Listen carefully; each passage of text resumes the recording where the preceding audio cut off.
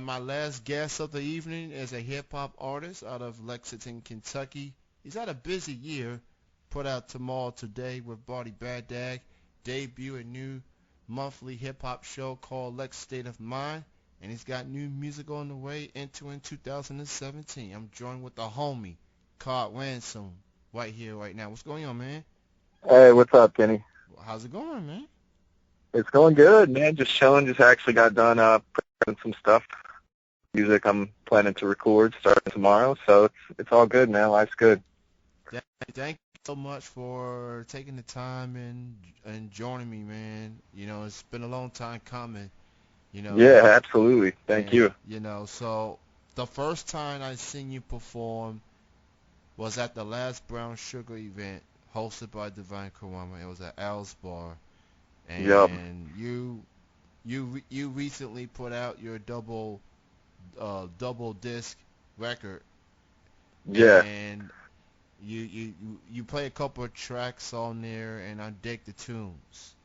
Yeah. And just so Thanks, man. prior to me getting on the air officially, I did play a song off that record, and the Oh, song yeah? I played "Just Hang in There," and Yeah. that was with Divine and Mr. Castro, and I Yeah. think that song was appropriate for me to play considering what's going on these past few days and how people feel and stuff. At the end of the day, we all gotta hang in there somehow. Yeah, yeah. So, but now, for you, what made you decide to become an artist? How did this start it off for you? So, I mean, basically, I've loved music pretty much my entire life. I got into music as a young child. Really started taking it seriously and professionally at 12 is when I started songwriting. Actually didn't start in the hip hop genre, but yeah, that's when it all started, man. Started playing piano, taught myself to play, picked up a couple other instruments between then and 18. By 18, I was playing guitar and bass, and not classically trained with anything, just played all that stuff myself. And yeah, really, I guess about, I don't know, 7 years ago, fell in love with hip hop and started taking that really seriously and devoted myself to the craft of that. And yeah, I've always gravitated towards it. I've always seemed to have some talent for it, and I would love to do with it what music has done for my life, which is a lot of powerful stuff. It's guided me. It's helped me through times. You talk about that track, Hang In There, and I definitely appreciate the play, and it certainly is appropriate for all of the energies that have been around recently, hope and whatnot. But yeah, that's where it all started for me. So, who were those out there, whether it's locally or mainstream, that inspired you to become a hip hop artist per se? Right. Okay.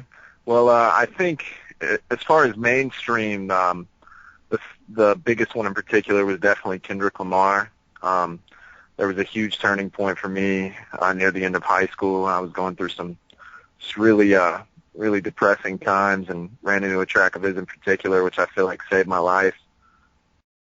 Early on, it was people like Nas, some really old school Jay-Z, Talib Kweli, some old school cats, new school cats. Locally, there have been people who inspire me as well. Talk about Divine Karama, Shiesty Christ, my homie Fred C., who served as a mentor to me early on. My homie, Body Baghdad, who I just dropped a double tape with, inspiring. Yeah, so I guess those are the main people locally, but yeah, Kendrick Lamar, that was definitely the turning point for me that sucked me in with hip hop. That further proves right there that music could be impactful in people's lives.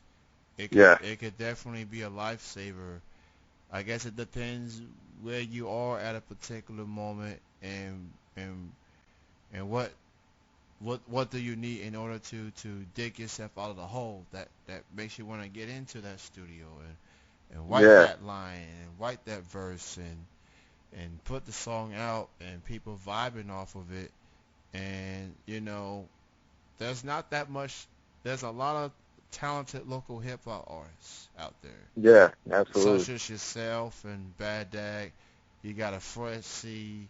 You have a Jonesy, who I saw at the Lex State of Mind debut, and he's pretty dope as well. Yeah. I mean, the list goes on. Avante as well. Vontae, you And got man, D. Lee. D. Lee, who I'm interviewing next week. I'm looking forward to chatting with that young brother right Yeah, there. yeah, he's great, man. Um, and but there's not that many quote unquote hip hop shows. There's a notable, well-known artist that's coming out. There's not that many other than the Foundation.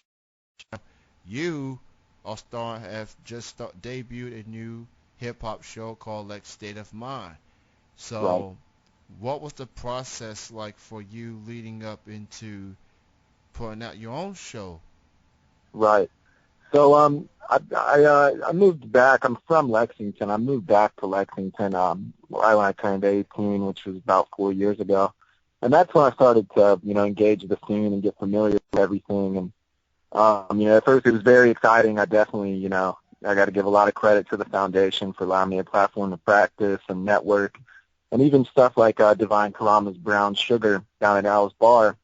Even got to step in Cosmic a couple times and get on that stage, not with full sets, but nonetheless, that was exciting. But it just became apparent really in the last, couple of years, and I think a lot of it has to do with just Lexington as a city. There's just there aren't a lot of venues that really, you know, uh, allow a platform for hip hop and for hip hop artists, especially local ones.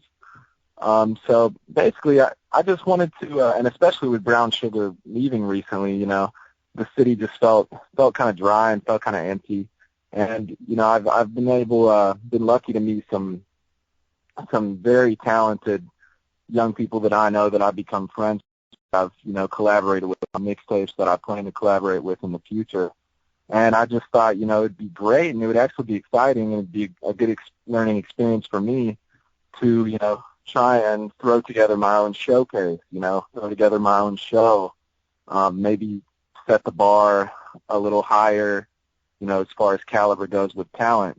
I wanted to showcase young people that I know or younger people and, bring people back and get them excited. So it was actually really easy. I didn't know what venue I was going to use initially, but there's this really cool place that I found out about, really just about a block from where I live, called Big Hair Records, and they're a record store, but they also lease the building out to a lot of artists that want to practice, mostly rock bands.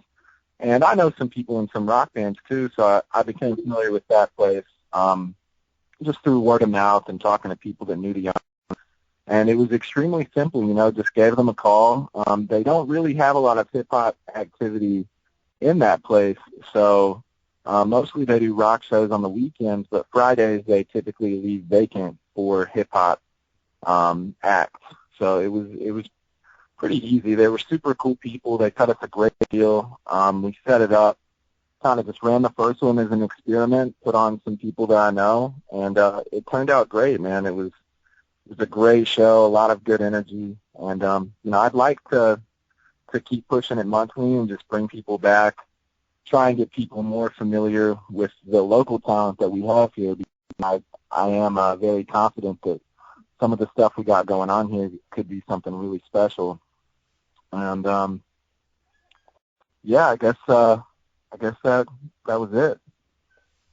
Well, let me just say, as a Lex State of Mind attendee, the experiment turned out very, very, very good. Thank you very much, man. We And definitely appreciate you being there. it was energetic. It was people were just cool, kicking it. It seems like every now and then hip hop shows drama bound to happen, whether you're performing or whether you're not. Something just bound to happen, but it wasn't like that at Lex State of Mind. It was a great show. You performed, Bad Dad performed, D. Lee performed, Jonesy performed, and Fred C., who filled in for Vontae, performed as well. So I'm already looking forward to the next one, and then the next one, and then the next one. You know, Yeah, man, absolutely. We hope you can make it to every single one, man. We're going to keep trying to put it on and get more people in there and, you know, use it as a platform for everyone to push their music. We're all excited about it. Thank you very much. and you know, in a show like that, it's gonna definitely an opportunity to see some new faces in hip hop. Because I know there's a lot of people that want to get that opportunity, but they don't know where to go to. You know, Right. so you know, And it was another, I think it was another thing too that, you know, I've realized back here, you know, a huge part of the identity of this entire city is, you know, the college, UK. So there's so many college kids, and you know, not I would definitely say the majority of them aren't really, you know, susceptible or even, you know, open-minded to the local artists that are here. They're stuck on mainstream and stuff. So, you know, one of my goals with this thing is to, you know, just try and break that barrier a little bit more and break the identity of the college kids. you know, and that's true. It feels like people prefer the mainstream over the locals, and I keep telling people like, you wonder how did these quote unquote big names got started? That will Right, be through the local scene, and not many people heard of them until they had that hit record on the radio. right, So if people can appreciate the locals same way they appreciate the mainstream, you know, the local scene, whatever you may be, you know, that could be, who knows, those artists can get opportunities on the mainstream level. You never know. It feels like, yeah, absolutely. It's definitely a strange balance with like the population here. It's like Lexington kind of has it's a city and a small town at the same time. It's not quite on the capacity of a place like Louisville.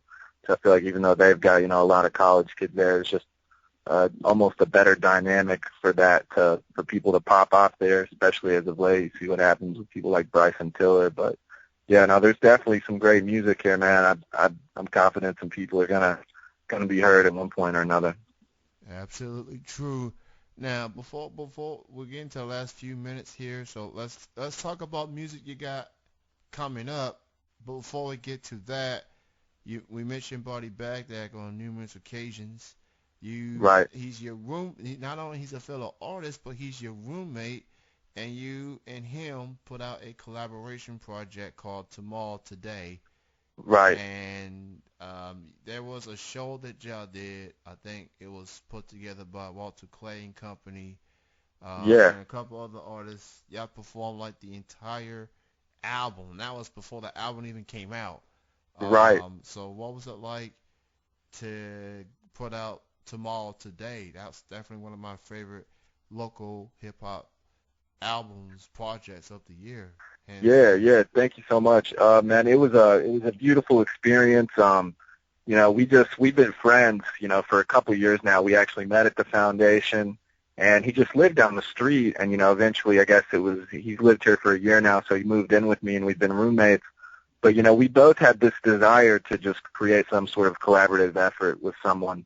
And you know, a lot of people are, you know, a lot of artists, you know, are very concerned about, you know, how many tracks they put out, or you know, there's just a lot of barriers and limitations they'll set as to, you know, what they'll put out because they're afraid of, I guess, you know, being judged or holding them back with their music. But we just wanted to kind of spew. We didn't want there to be a filter. We wanted to just create like a really transparent project and not be afraid to put anything out.